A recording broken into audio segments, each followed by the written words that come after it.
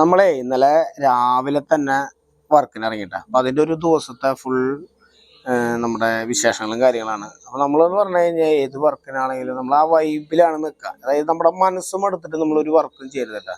നമ്മൾ ചെയ്യണ വർക്കിനെ ഇഷ്ടപ്പെട്ടു നോക്കിയാൽ നമുക്ക് പിന്നെ ബോറടി ഉണ്ടാവില്ല. അതിൽ ചെറിയ ചെറിയ നമുക്ക് തന്നെ അതിലൊരു എൻജോയ്മെന്റും കാര്യങ്ങളൊക്കെ കണ്ടെത്താം. ഞങ്ങളിങ്ങനെ കയറാണ്, തുടങ്ങാണ്. അപ്പോൾ തുടങ്ങാന്ന് പറഞ്ഞു കഴിഞ്ഞാൽ അത്യാവശ്യം നല്ല വെയിലെന്ന് പറഞ്ഞാൽ നല്ല വെയിലുള്ള സമയത്താണ് കേട്ടോ നമ്മൾ കയറണത്. പിന്നെ നമ്മൾ എന്ത് വർക്ക് തുടങ്ങുകയാണെങ്കിൽ ആ വർക്കിന്റെ എവിടെ നിന്നും തുടങ്ങണം എന്ന് നോക്കിയിട്ട് വേണം തുടങ്ങാനായിട്ട്. അപ്പൊ പിന്നെ പണി പട പട പട എന്ന് പറഞ്ഞിട്ട് കഴിയും. പിന്നെ ഇവിടത്തെ ഒരു പ്രത്യേകത എന്ന് പറഞ്ഞു കഴിഞ്ഞാൽ ഇവിടെ അത്യാവശ്യം നല്ല ഒരു 3000-4000 സ്ക്വയർ ഫീറ്റിന്റെ ഒരു വീടാണ്.